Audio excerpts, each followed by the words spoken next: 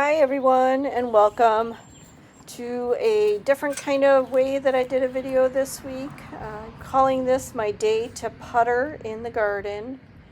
And I didn't really talk at all during this video while I was doing it. I just focused on taking my time, moving around the garden, starting in the front yard with the vegetable beds, and just puttering. It's what I call my days where I just take my time, I pull weeds, I check on the plants. So I'll take you along with me. And we're going to do some parts pretty quick here so it's not too boring. So here we go. Look, I go into fast forward. I wish it went this fast when I was actually doing it.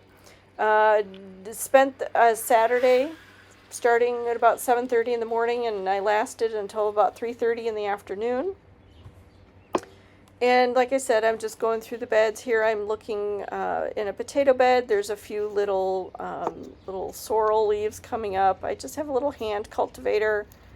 I carefully go in and just kind of scratch the surface of the soil with these smaller weeds, and then I'll hand pick them out. It's a real good opportunity for me to just slowly go through and get a good idea on how all the plants are doing, and also just enjoy a day listening to the birds.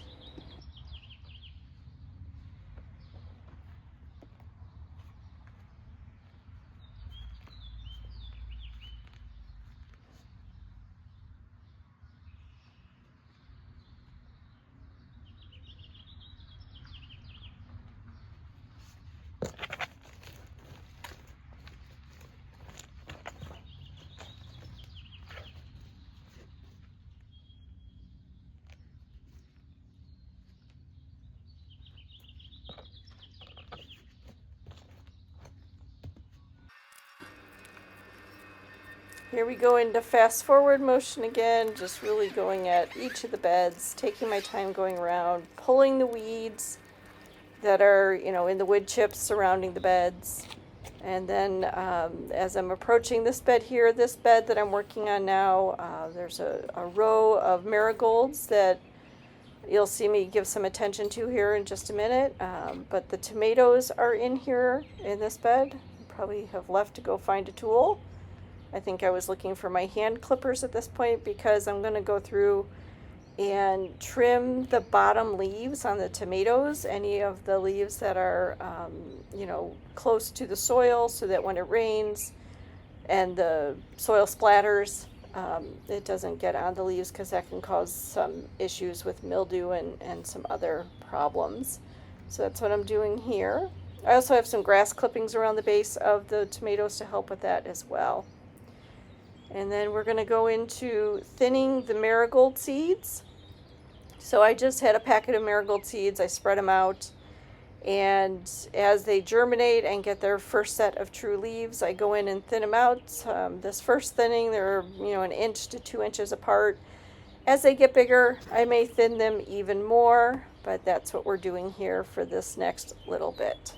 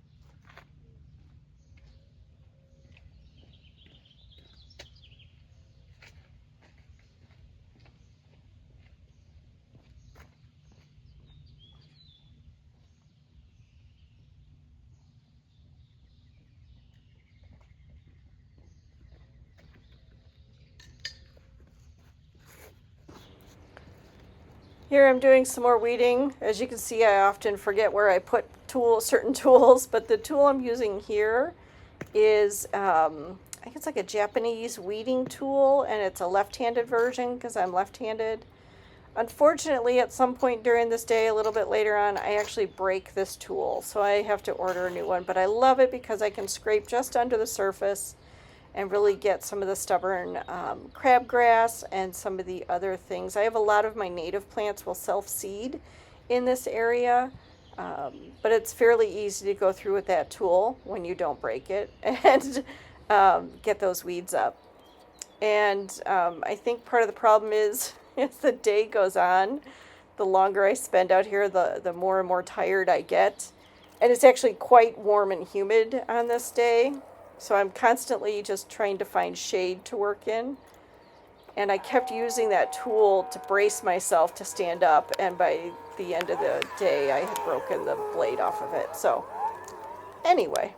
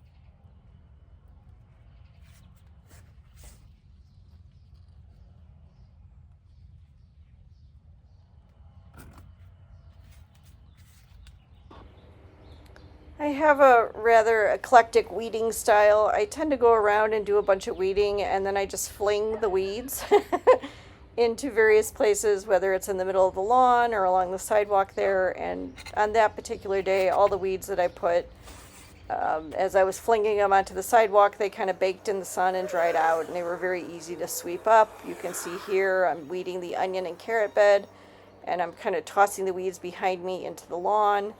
And I collect those later.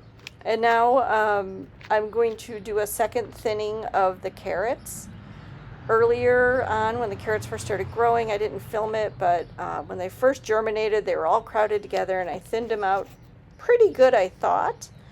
But I always come back through and have to do at least one, sometimes two more thinnings, and it can seem a little brutal, but I'm trying to get about 2 inches at least between each carrot plant so that each individual carrot can grow to a good size and diameter. If they're too close together and too crowded, they just stay real skinny, and sometimes their roots twist around.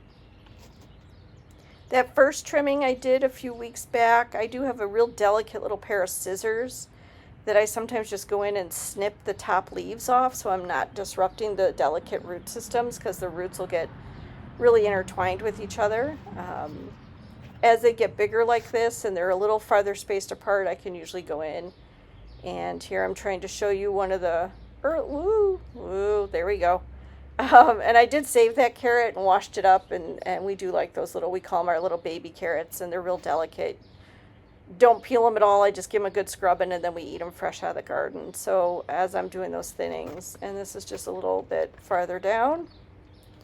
And it was funny because I thought I did a real thorough job, but I went back through the next day. I was out in the yard and I was like pulling a few more a few extras that I always feel like I miss a few.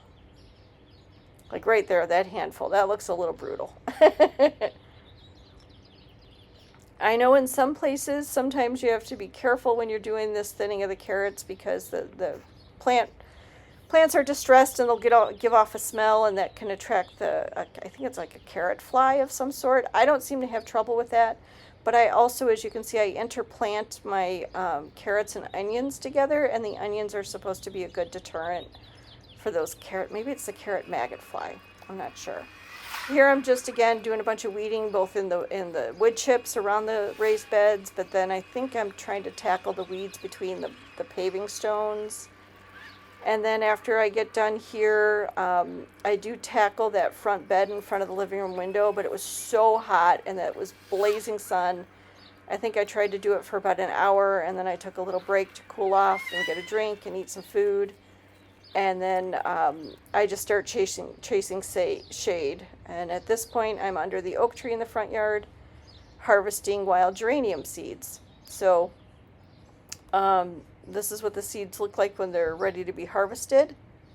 And that's what they look like after they've already shot their seeds out. So when they're curly cues like that, you can't really, the seeds are gone. But when they're little, little spikes like that, and I'm going to try and get a zoom in here where I can show you where the seeds are at the base of that spike. Didn't do such a great job.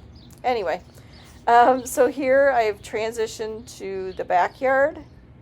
And again, just chasing shade and going to the parts of the yard that are a little shadier. I usually have a very systematic approach to just kind of doing a circuit around the beds in the front and backyard, but on this day it was just so warm.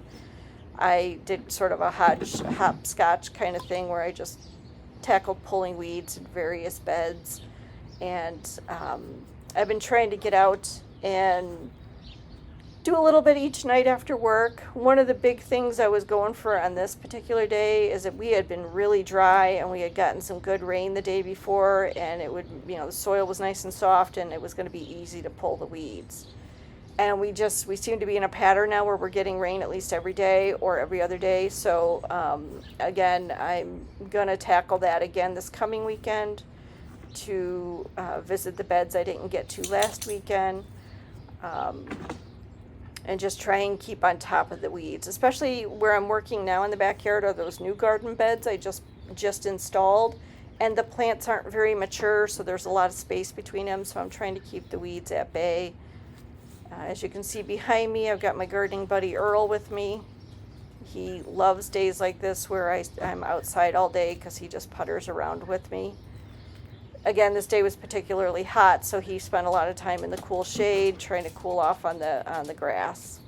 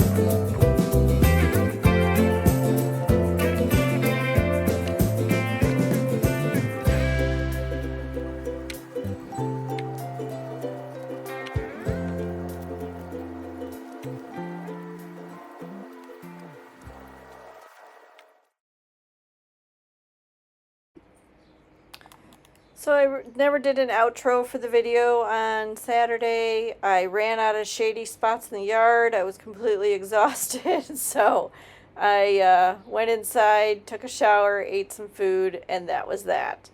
Want to thank you all for joining me today for the video. We've been having some pretty awful storms on this day where I'm editing.